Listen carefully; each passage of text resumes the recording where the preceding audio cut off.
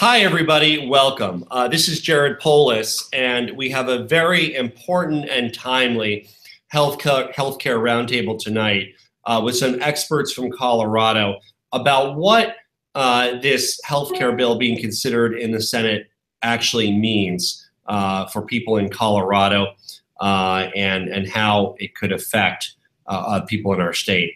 Little background, those of you know in 2009, Congress passed the Affordable Care Act, that's known as the ACA. Some people also call it Obamacare. That was actually one of my very first votes in Congress I was proud to take, was passing that bill, guaranteed millions of Americans access to health care. And of course, as we know, no law is perfect. There's a number of bills that I sponsor, that other Democrats and Republicans sponsor, that can make healthcare even more affordable in our country. But this bill here does not contain any of those bipartisan items. And of course, the basic framework of the Affordable Care Act decreased the number of Americans with no insurance successfully from 48 million to 28 million. So thanks to the Affordable Care Act, 20 million more Americans have health care. Any other changes to health care need to move forward with regard to covering more people, not backwards with regard to covering less. In Colorado alone, an estimated 500,000 people benefit from the Affordable Care Act in some form. The number of people without insurance has been cut in half in our state to 6.7%. For children in Colorado, the rate of uninsured is even lower, 2.5%. And the Affordable Care Act also made sure for so many families, this means a big deal, that people can't be denied coverage for having pre-existing conditions anymore. That provision alone, which is modified and weakened in this Republican healthcare bill, has benefits over 750,000 people in our state. Like I said, the Affordable Care Act isn't perfect, but the progress we've made is undeniable, and we need to continue to move forward, not backward. In May, House Republicans passed the American Health Care Act, party line vote. No Democrats supported that bill. It would unravel protection for people with pre-existing conditions, deny millions of people access to basic health care like maternal care, and leave 23 million people without health care insurance. Now, what this bill really is, and why you'll hear some people talking about this, it has enormous tax cuts for the wealthy. It basically lowers taxes for the wealthy and cuts benefits for the middle class and working families. In Colorado alone, analysts estimated that 600,000 people in our state would lose access to healthcare coverage if the bill were to become law, and that would be a disaster for everybody in our state.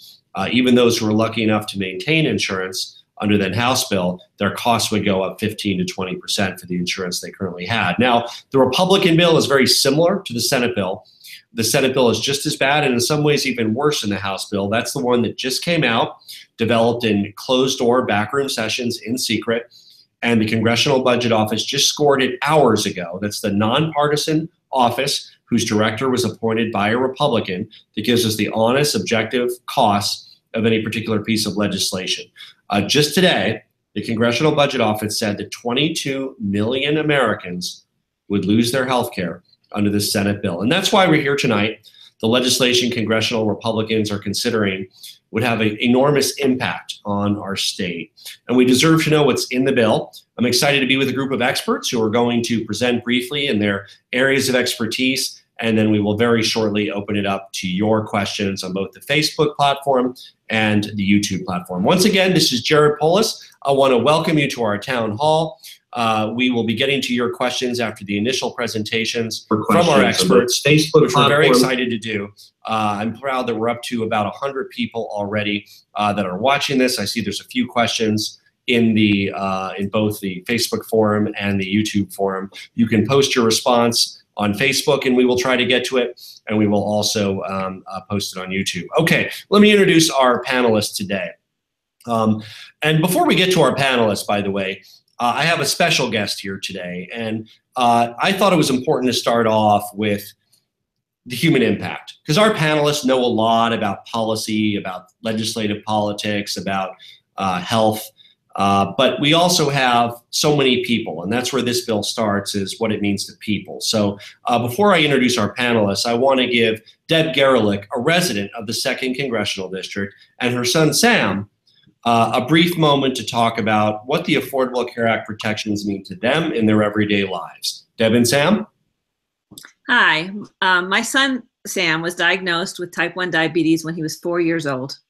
Previously, he was a healthy kid who ate healthy food and ran around like all young boys do.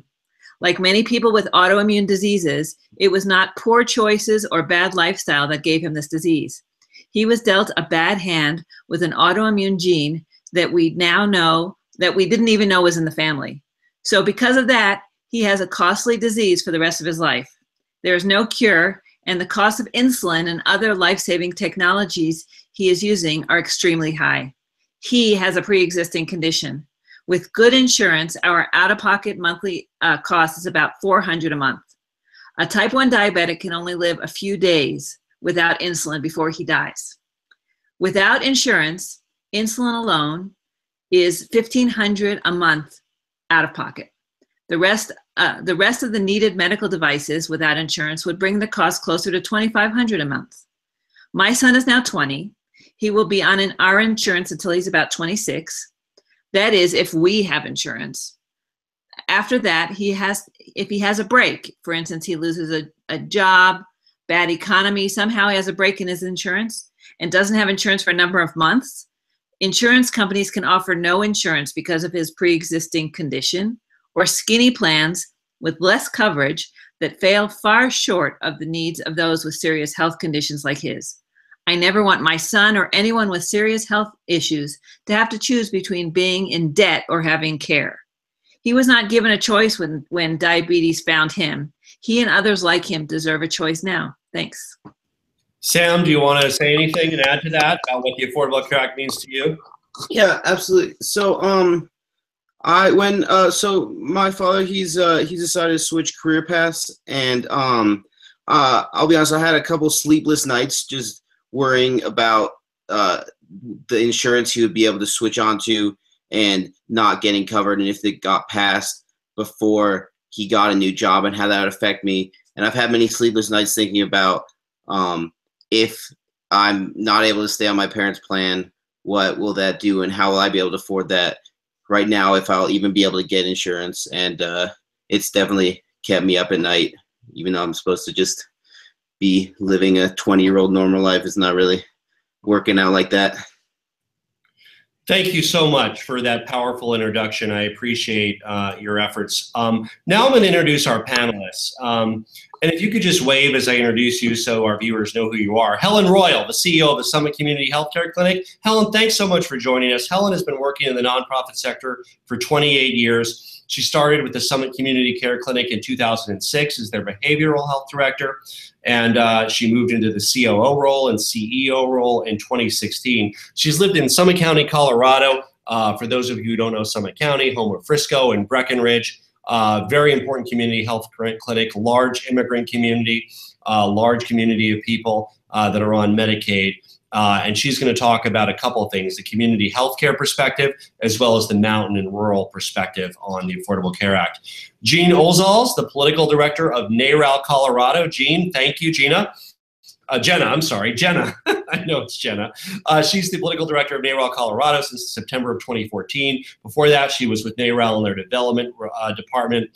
She moved to Colorado when she was just a couple months old, and she lives in Aurora. She grew up in Aurora, and she lives in Denver. And I want to welcome Jenna to this call. State Representative Leslie Herod is with us. Representative Herod represents House District 8, Northeast Denver. She captured over 38,000 votes, received the highest number of votes of any state house candidate in a contested race. She's the first African-American LGBT candidate elected to our state legislature. She was president of the student union at CU. And she has worked very hard first on campus to create an inclusive environment. And in her first term, she's really distinguished herself as a leader on reproductive health issues, criminal justice reform, immigrant rights, supporting Colorado entrepreneurs, and homelessness issues. Thank you for joining us, Representative Herod. So first we'll go to Jenna. Jenna, one of the most significant parts of the Affordable Care Act is how it requires insurance plans to cover essential health benefits. That's the word. And that currently includes maternal care. The House and Senate bills remove that requirement. Can you talk about, in plain language, what that means, removing the essential benefits and the language around maternal care? Thank you, Jared, so much for having us here this evening. We're honored to be involved and appreciate the opportunity to educate folks on what's going on with this bill. The thing to know about this bill is that this is not a bill for women. It is not about women. It does not include women. The word woman is used 3 times in the bill, and only in relation to abortion care and around new work requirements that dictate what people can and cannot spend their own privately earned money and insurance coverage on. Now, when we talk about maternal care, for a country like the United States that has seen significant increases in recent years in maternal mortality rates, this is about as far from pro-life as one could possibly get. We see, there was a fantastic piece a few weeks ago, I believe in the New York Times, regarding why is it that in a pro-life world are we seeing so many dead women? And frankly, it is because we are not putting money into women's healthcare specifically, which of course deals with many things outside of simply abortion, but also deals with that maternal care. And this bill clearly does not take that into account. And it's a very dangerous prospect where we are ignoring an increasing problem that has been happening all over the country. Thank you, Jenna, for those initial thoughts. For State Representative Herod, both the House and Senate bill deny funding for Planned Parenthood. And in Colorado, Planned Parenthood provides important access in many communities to healthcare, not just for women, also for men, many in the LGBTQ community. What would it mean if Planned Parenthood lost its funding, and what would that mean for reproductive health in our state? Yeah, I want to talk about 2 things here, and starting with Planned Parenthood. This idea that Planned Parenthood could just be defunded is kind of a fallacy. I think it's a little misleading.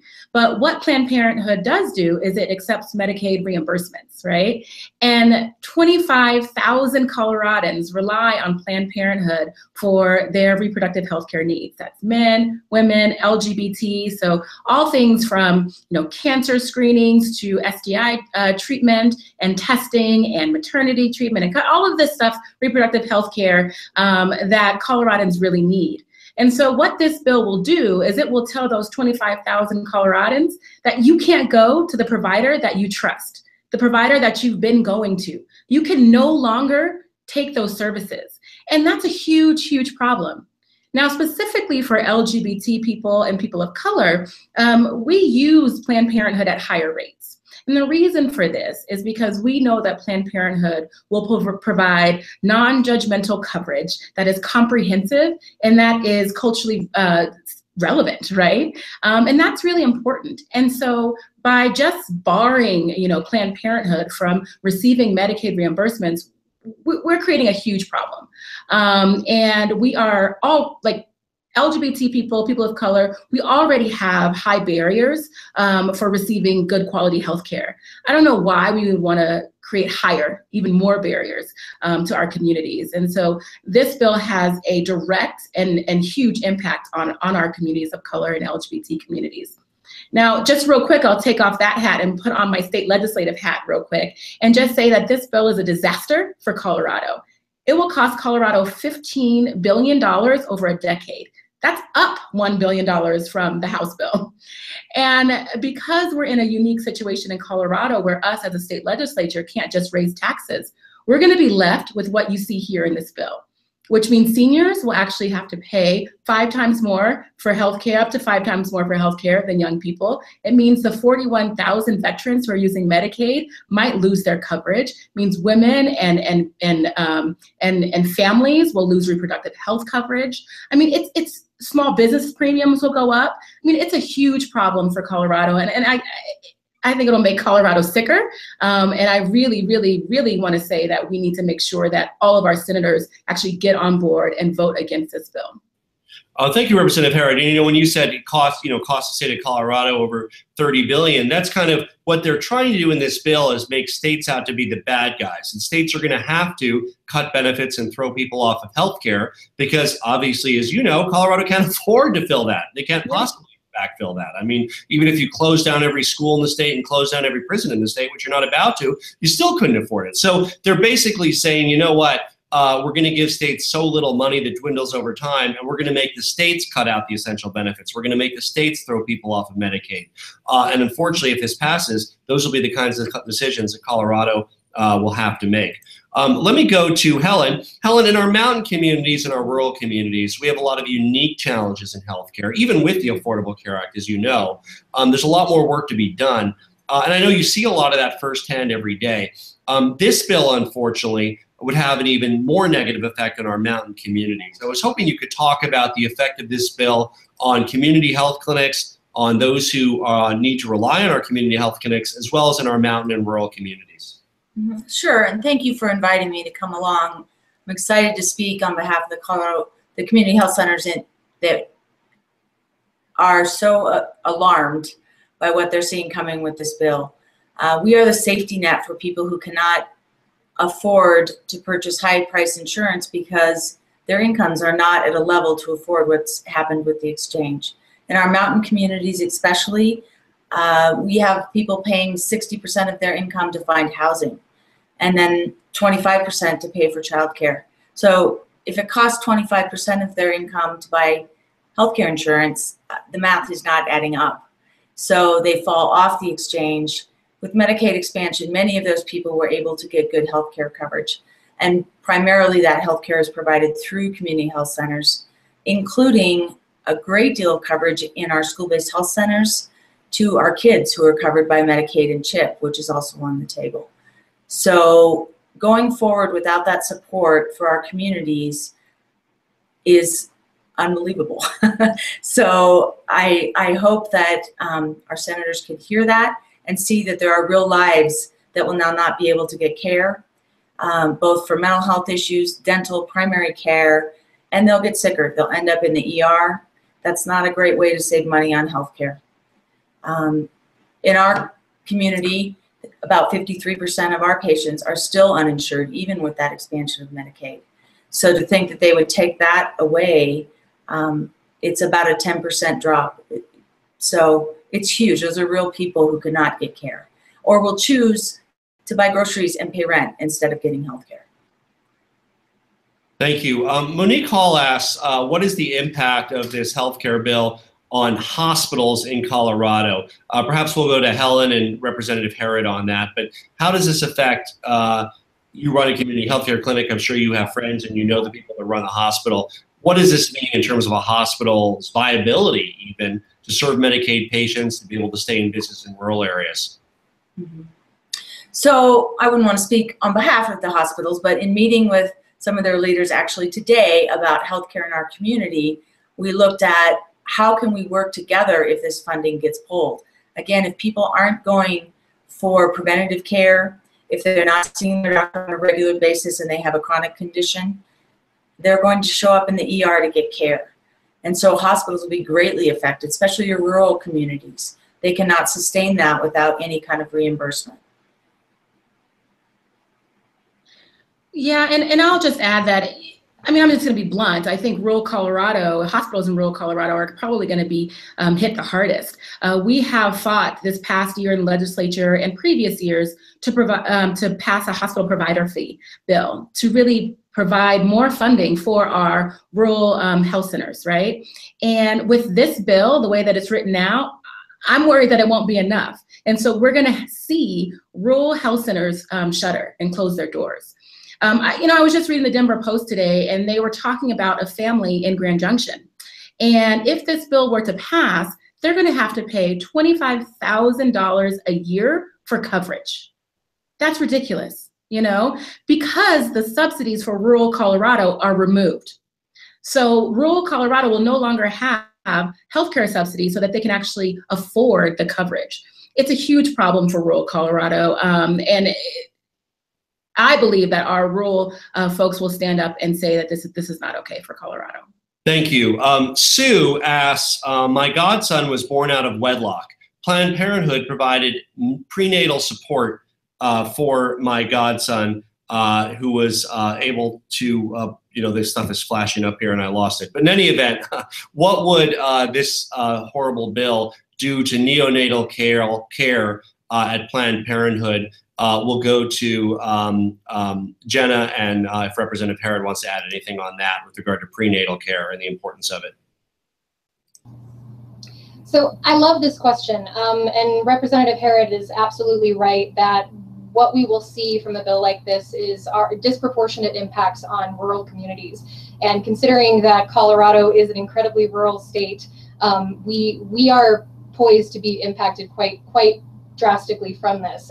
Time and time again, studies are indicating that cutting off money to providers like Planned Parenthood actually increases federal spending. It increases state spending as well. Now, while we at NARAL hold the very strong belief that, of course, this type of public spending is a moral and social good as something that we should be investing in, it is also simply the facts just don't match up here. What they want to do is cut spending into communities that need it the most, that are ultimately going to end up having the worst impact along the way. And so we are actually going to end up, by cutting these essential services like this neonatal care that you just brought up, by cutting these services, we will actually be increasing our Medicaid costs exponentially over the next several years, and of course, however long this thing exists. Thank you. Frank asks, it appears that many nursing homes could be put out of business or have to stop caring for many of their Medicaid elders. Is there anybody who wants to speak to the concern of seniors and those in nursing homes with regard to how this bill could affect them? If not, I can address that briefly, Frank. Basically, by cutting people off of Medicaid and presumably even reducing the benefits of Medicaid, one of the areas of the Senate bill that's worse than the House bill is the House bill, while it phased out and block granted the Medicaid expansion, maintained the Medicaid benefits at the rate of medical inflation. The Senate bill maintains the benefits only at the rate of the consumer price index, which has been very close to zero, 0.5% the last few years. So over time, it erodes the value of Medicaid benefits, even for those who still qualify for Medicaid. And so what you will find is more and more providers, whether that's hospitals, nursing homes, or doctors, will simply not economically be able to accept the number of Medicaid patients that they accept today. Let me go to Suzanne, who says administrative costs for acute care comprises 35% of the total cost of a hospital stay. What ideas do any of you have, and if not, I can answer it, to reduce or streamline administrative costs? Perhaps Helen, as somebody who runs a community health center where you watch every dime very carefully, what do you do to reduce costs and administrative overhead at your community health center? So part of what we do is make sure that we are the most efficient and comprehensive with every visit, with every patient. So our percentage compared to that is 14% of overhead compared to, I think she said 35. So that means working everyone at the top of their license, making sure that we're as efficient as we can be. And you're right, watching every dime spent, because we'd rather spend it on caring for patients than overhead. Yeah, and I think that there are absolutely additional avenues. I mean, one of the things that I hear from providers is the overhead associated with billing and account collection. That could be fixed in a number of ways. It could be addressed through a bundled payment strategy that some states have implemented around specific conditions. There's various ways to do that, but that effectively is overhead that providers and hospitals have to take on because of the multiple payers and multiple rates that doesn't go to patient care. It's kind of unrelated to patient care. Perry asked, what is the specific tax on the wealthy that's part of the Affordable Care Act that be repealed? There's several of those, Perry. It repeals the tax on investment income. That's, I think, 2.8% or so. It repeals the tax on the wealthy to finance Medicare and keep it solvent. It repeals the tax on the health insurance industry. It repeals the tax on the medical device industry. So it has a number of taxes changes that would disproportionately benefit high-income Americans. One example is capital gains. So it would reduce the capital gains rate. This is the rate of gain on investment income. And for the first $250,000 of income, it's actually a lower rate. So we're talking about people who make more than $250,000 a year on investment income alone. And what it does is it reduces that rate from 23.8% to 20%. So if they're making millions of dollars, it reduces their tax bill by almost 4% each year, basically with the benefits taken out of middle-class affordability for healthcare. We have a question from Dawn about what improvements we would like to suggest for the Affordable Care Act. And she also asked, why haven't we approached the administration, the Republicans, with any? I'd like to point out that we have many ideas. I do. We as Democrats do. I'm sure that everybody on this town hall does. Those are not being considered by the Republicans. They did not invite us into those back rooms. In the House, they didn't even allow a single amendment. I offered 3 amendments in our Educational Workforce Committee to the healthcare bill. I offered an amendment around pricing transparency to require providers to have the transparency for pricing to have a real operational market. I offered one for reimportation of prescription drugs, and those were defeated on party line votes. Let me go to, we have one from Adela, who is going to answer Frank's question as well. Adela had technical difficulty. She was hoping to be on this call. She said the Kaiser Family Foundation has a side-by-side table that describes Medicare impact. The repeal of certain revenues would reduce the trust fund by $117 billion by 2026. So does this Republican repeal of the Affordable Care Act impact Medicare? Yes, it does it by giving additional tax cuts to the wealthy, money that would have gone into the Medicare trust fund to maintain Medicare benefits. Let me go to Ed Powers. Dialysis is provided by the Affordable Care Act. The expanded Medicaid pays 20% of the cost of treatment that Medicare will not pay. Where can the 20% of Medicaid payments for, how can the 20% of Medicaid payments for dialysis be paid for? And I think he means for people that are then no longer covered by Medicaid. If there's anybody on this that would like to address that. Helen? I can address, I don't have an answer, but I can say that right now we have such difficulty with specialty care, even with Medicaid, and trying to get specialty care for someone with no insurance is near to impossible. So it's a dismal look going forward, and it's a big reason why we need to keep that pool of funding for people who simply cannot get the treatment without that coverage. Thank you.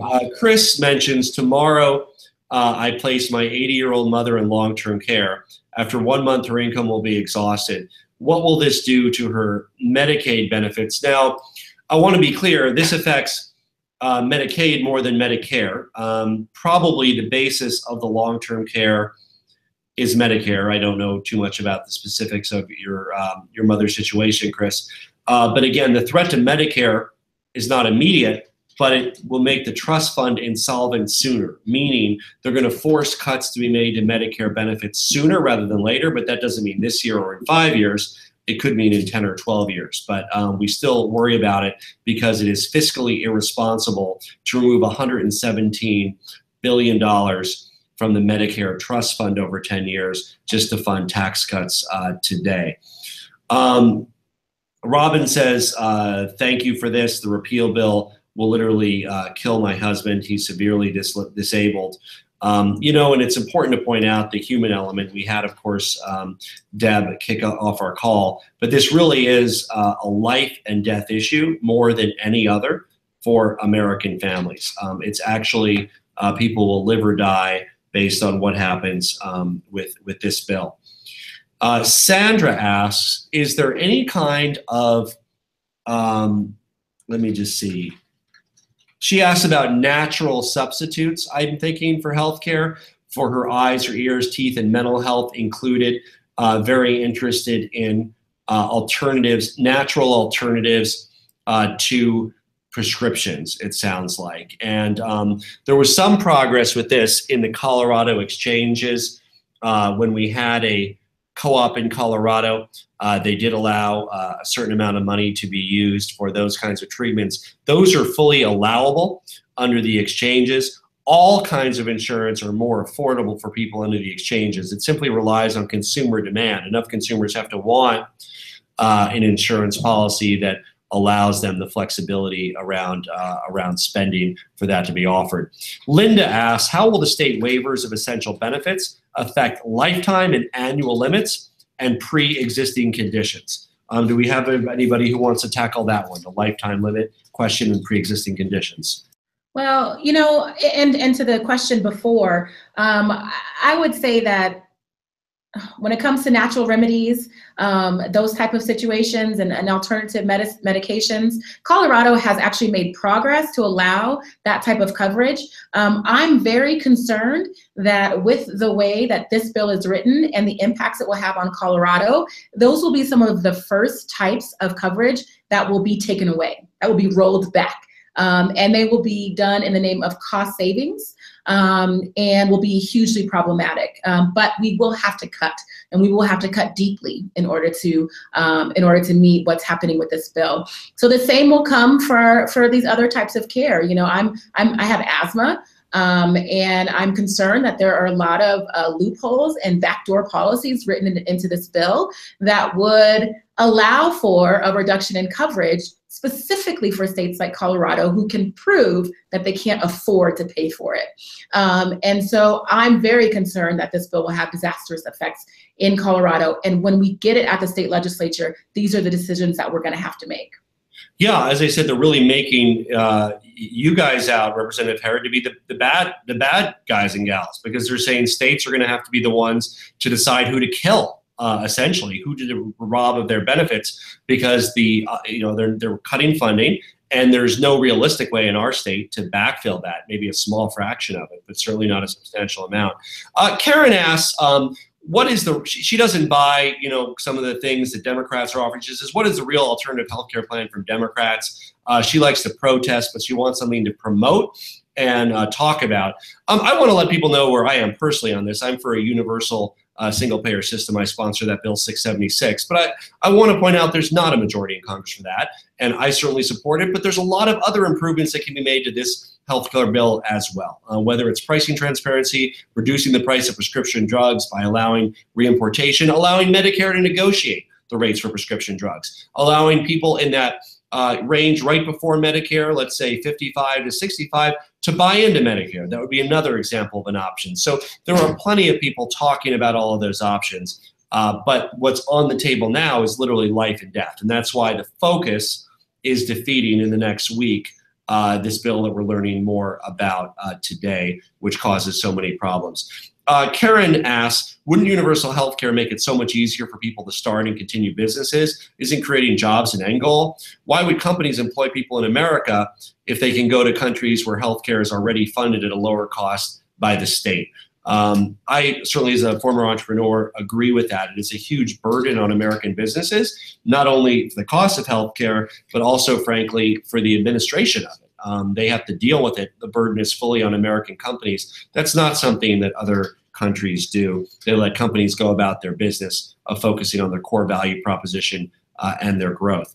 Jeb asks, please speak to how mental health and substance abuse treatment at community mental health centers and for those on Medicaid will be impacted.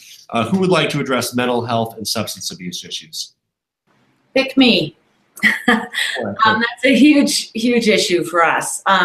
We provide very comprehensive substance abuse and mental health services at community health centers and also in partnership with community mental health centers. So any kind of cut in funding or insurance availability keeps people out of those services and has a bigger impact not only on their families but on their job places, on their communities. So there's a huge concern on how we continue that. How we solve it at community health centers and at community mental health is we do a sliding fee based on their income, but the cost of that to our centers is crippling.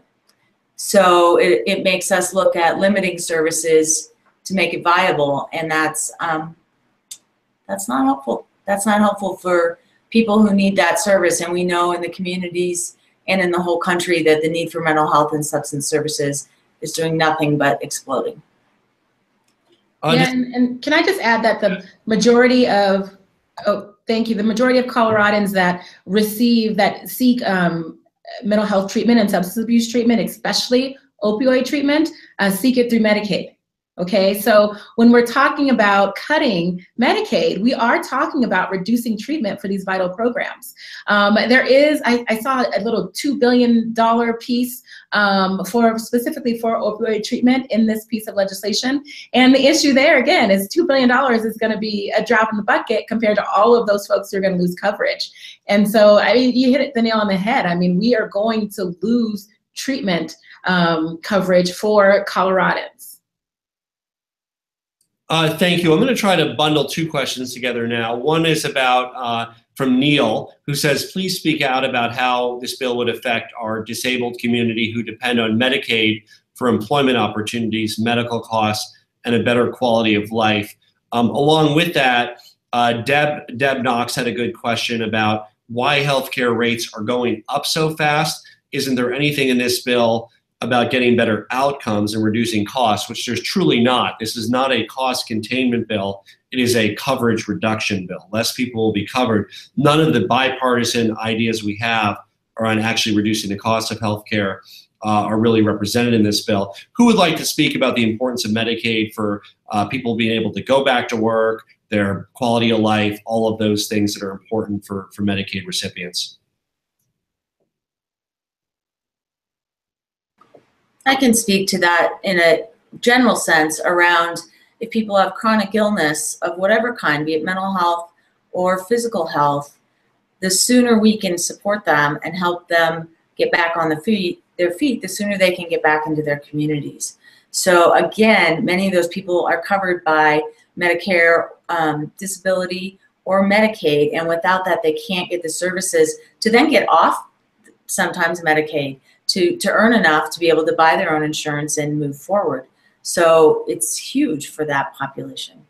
Elliot asked, would the idea for pricing transparency be a mandate, or would it be something pertaining to whether there should be a presumption that an agreement on price, often important for forming a contract, was made in the first place? The hook on this, Elliot, is if they want to accept government as a payer, meaning Medicare or Medicaid, they would need to have published pricing and be transparent about their pricing. For a market to work, you need information in the marketplace and consumers to make informed decisions. There's issues with informed decision making because in some cases there's only one choice to make with regard to healthcare. But let's say we're in a city and there's multiple choices. Without pricing transparency, there is no downward pressure on pricing either from the self-pay or the insurance side. So that's why that's so important. But because in general, providers accept payments from our public payers, presumably they would all participate because Medicare and Medicaid are both important funding streams for our healthcare. Jeremiah asked about treatment on the opioid epidemic. Representative Herod, do you maybe want to update Jeremiah on some of the state efforts with regard to opioid and drug abuse? Yeah, so again, I believe that Colorado is far behind on providing true access for treatment in this area. And we have a lot more to do. But led by Representative Brittany Patterson, we have made a lot of gains in the state legislature around opioid treatment, specifically using marijuana cash fund dollars to provide for treatment programs in some of our hardest hit communities. That's a great step in the right direction. But again, if we're losing funding, we're going to have to find another place to fill these holes and to even just get us where we need to be to provide base level treatment for folks who are hit by this opioid epidemic. And we're already behind. We're doing better. I think, the legislature is considering a lot of different ideas, making sure that we have expanded treatment options for mothers who are addicted, ensuring that we have more funding for to pay to get to your treatment provider in rural Colorado is a huge expense, and it takes a lot of time. So trying to figure out ways to pay for that. Now, again, if we are faced with a $15 billion shortfall, all of those options are going to be pulled directly off the table. We're not going to be able to consider any of that growth, and all we're going to be doing is cutting. I'll remind folks who are watching that Colorado must pass a balanced budget every single year. We cannot raise taxes, which means we are in a deficit. We will be in a deficit next year. And with this plan, we will be in even more of a deficit. And quite frankly, I don't know how we're going to fund any of these programs. Thank you. Dawn asked a question, why can't we look at costs, how to control costs, especially for routine test procedures? Example, this is from Dawn. I paid $2,500 for an ultrasound at a hospital radiology department and then $250 for the same at a specialist's office. This happens regularly, and it might be one of the efforts that our state needs to take up with regard to implementing reference pricing with regard to common procedures like ultrasound. Those can be implemented across state employees and help drive from the Medicaid and state employee side, the private side, to follow suit with regards to reference pricing with regard to procedures. The transparency that I mentioned earlier would also help address this, because if one person was charging $2,500 for an ultrasound and another $250, and that was information available in the marketplace, people would go to the $250 one, assuming it was the same quality. Afton asked, what about Medicaid funds used in schools for early intervention services? And I want to highlight this because I'm, as you know, care deeply about education. Medicaid touches so many different things. Our schools are one of them. It supports active personnel in our schools that help meet special education plans, that help provide insulin injections, that help kids with emergency conditions or chronic conditions in our schools. And if that was eliminated, our school budgets would be stretched even more thin in many cases by having to shift resources because they're absolutely necessary expenses. Yet another one of the items that comes from the Medicaid budget. Adele, go ahead. Gemma, go ahead. I'm sorry. I was just going to add in that we're getting a lot of questions tonight about Medicaid funding, and this is such an incredibly important thing, because I feel like a lot of people don't recognize that through the provisions of the ACA, over 11 million people have now received access to health insurance coverage because of this provision, is specifically tied to Medicaid. So when we're talking about Medicaid dollars, we are talking about 11 million people who could literally be dealing with a life and death situation on this. This is a huge amount of people. This is not just, you might know a person who's dealing with it, but I guarantee you know some of the 11 million people who are, and every person on this call knows that. And the Affordable Care Act, while problematic in its ways, should be expanded and built upon in a lot of ways. And these types of provisions that got 11 million people coverage is something that we should be applauding and figuring out how to improve, not destroying. Just my soapbox for a moment. Thank you. I'm sorry, I went away for a second. I am back. James asks, if the Senate bill passes, do you think there will be a push for universal health care in the 2018 elections? Without getting into the politics of it, I just want to be very clear with people. The Senate bill is nowhere beyond imagination. It is not a step towards universal health care. It is the opposite. It is a step away from universal health care. My goal is universal health care. I hope that I think that's James's goal as well. This takes us further from universal health care, not closer. As an elected official with responsibility for the lives and deaths of people this impact, it's important that people know that by more people dying and people having more misery, it does not mean that we're suddenly going to get an amazing universal health care. This is a step in the wrong direction. 20 million people less will have health care if this passes, making it harder to ever pass universal health care because it'll be a bigger problem to solve than it currently is. We have time for 2 or 3 more questions if you'd like to post them in the chat over on YouTube or post them into the Facebook question. We're getting a lot of positive encouragement, people saying thank you for this and asking what they can do. Some people are mentioning what they're going to do. Karen asks, don't citizens have a dedicated line item on their paychecks for Medicaid and Medicare? How can the dedicated line item be handed to wealthy people? So there is a cap on that, Karen. So above a certain income level, same with Social Security, you don't have to pay that surcharge if you're above a certain income level. This would effectively reinstate that cap. So on the higher levels of income, there's not an additional percentage withheld for Medicare. We have the same concept with Social Security, for instance. You've seen that deducted from your paycheck. That is only up to about $116,000 a year in income. So if you earn $180,000 or $116,000, the same amount is deducted from your paycheck. So that is what that means. It would not allow the Medicaid withholding to keep up with income. That's how they form that particular tax cut for the wealthy. Let's see what we have here. We have so many questions and only time for a few more. Let me see here.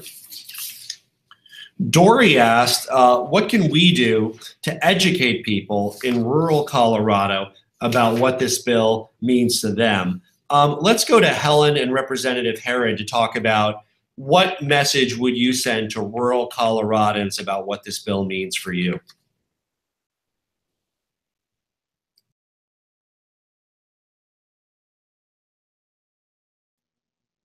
Okay. So I would just say that for rural Coloradans, this bill is bad medicine, right? It's bad medicine for rural Colorado. You need to get active. Please activate and talk to your senators about how bad this bill is for rural Colorado. I mean, the best thing that you can do is call every single elected official that you know, that you don't know, that is connected to Colorado, and not only ask them to vote against this bill, tell your personal story about how it will impact you in rural Colorado, and then ask them to talk to their fellow senators about it too. So it's not just their vote that they need to utilize. They also need to speak to the other senators and ask them to vote no as well. Again, this bill will be disastrous for all of Colorado, but it will have a huge impact on rural Colorado as well.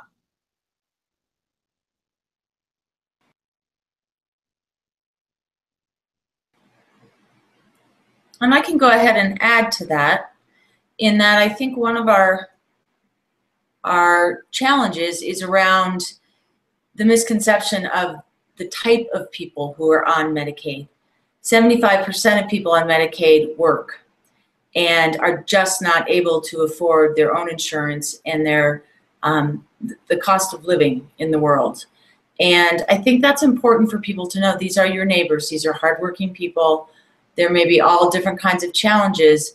It's a type of insurance. It just happens to be government funded for people who are the most vulnerable, who cannot afford the high insurance prices that we have. The other piece of that is it's cheaper than having people not covered and accrue huge healthcare bills that cripple the system on a nationwide level. So I think people get short-sighted about Medicaid costs a lot of money. It saves money and it covers people and it gets better health outcomes. Great. Let me go to a few more. Chris Johnson, my daughter, a single parent due to the heroin crisis, sold the house that she bought at age 21 to buy a teeny home, plans to live in an RV park for the next 3 years while she pursues her dental hygienist degree. She'll work on campus making $900 a month. My 6-year-old granddaughter, will she lose her Medicaid? Will they be protected? So look, this is what we're basically talking about with this. To be clear, these bills do not eliminate Medicaid, but they will force states to reduce the income level of people that are eligible for Medicaid. And the Senate bill, even worse than the House bill, will erode Medicaid benefits over time. Now, at $900 a month, in my estimation, even for a family of 2, she would still be eligible for Medicaid even without the Medicaid expansion. I'm going to have my people check on that. They're saying yes. So they don't have to worry about that at $900. But what you would have to worry about is she's trying to better herself. She wants to work a second job. She's trying to bartend on weekends. She's trying to earn a little bit of she would risk losing 100% of her Medicaid if she increases her earnings just a bit beyond that. We'd have to look up the exact figures, depends on if it's household or of 2 or 3 people. In addition, the value of being on Medicaid will be less today, Chris, less in 5 years than it is today, because people will, it will be eroded because of the lack of an inflator for that. Let's see, we have Lisa asks, how will this bill affect Medicaid buy-in programs? I have Medicare and Working While Disabled Medicaid buy-in program.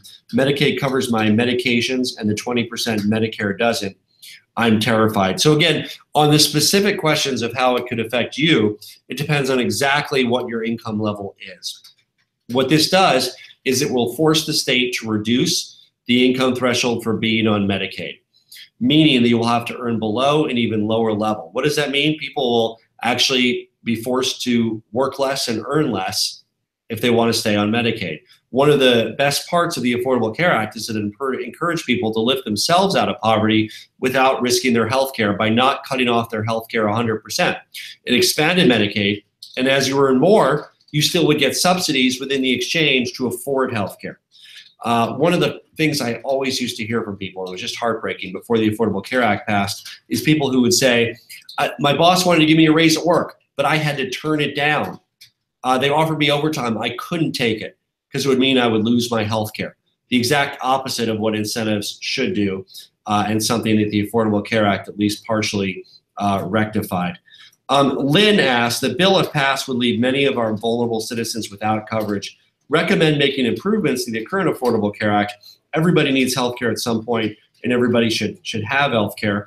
I do want to give our panelists on the call the opportunity to talk about ideas you have for improving the Affordable Care Act, either at the state or the federal level. What do you think that we could do even better so we can end this call on a positive note? And hopefully, if this repeal bill is defeated, we can get back to work on bipartisan ideas to make healthcare better. Why don't we go across why don't we start with Helen?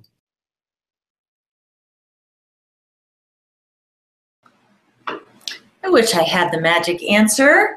One of the things I think the state of Colorado is doing is really forcing the measurement of outcomes and quality of care. And that means for community health centers, in order to get reimbursement, we're going to have to start proving that we are producing outcomes. And I think there's a good link between outcomes and cost, and really looking at costs and how to reduce that and give better care. So that's one idea. Okay. Jenna, what idea do you have for improving the Affordable Care Act? Oh, I have so very many ideas on how to improve that.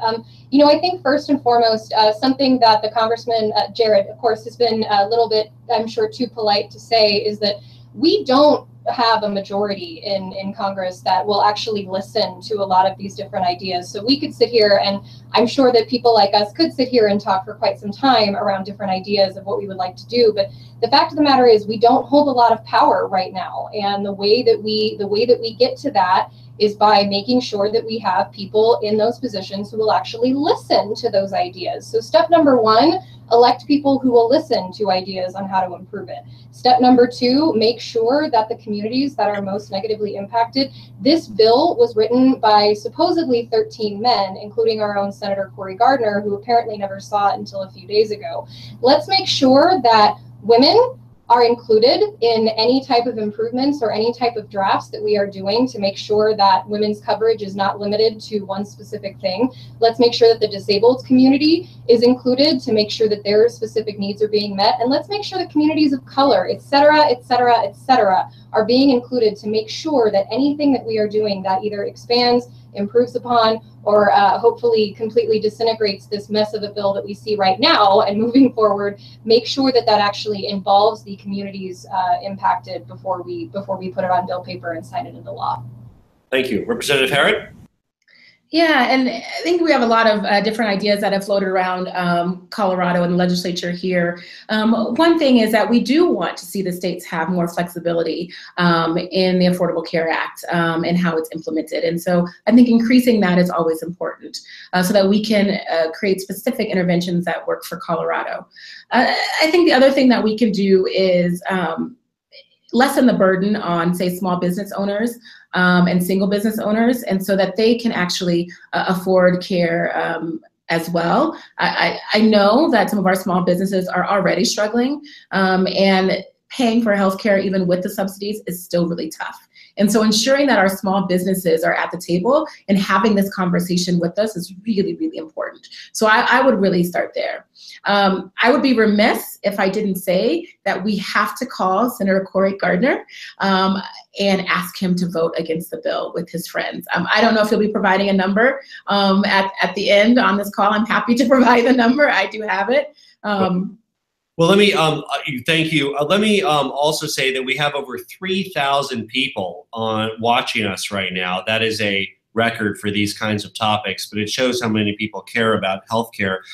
Debbie, I want to give you the chance to close, if you will, and before I do a quick wrap up. But as you know, Debbie, House and Senate Republicans are moving so fast to pass this legislation. I worry that by moving so fast, they're not considering families like yours and how it would impact you. What message do you have for congressional Republican leaders who are so intent on passing this bill over the vast opposition of the American people? And I would point out, just in my own office, I've received 4,615 letters against this Republican health care bill and 101 for it. 4,600 to 100. I've never seen that kind of ratio, and yet Republican leaders are still racing to pass this against the clock. Debbie, what message do you have for them?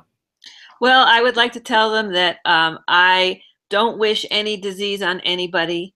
The diseases don't come, we don't choose them, they choose us. I don't wish them any diseases, but I do wish them empathy.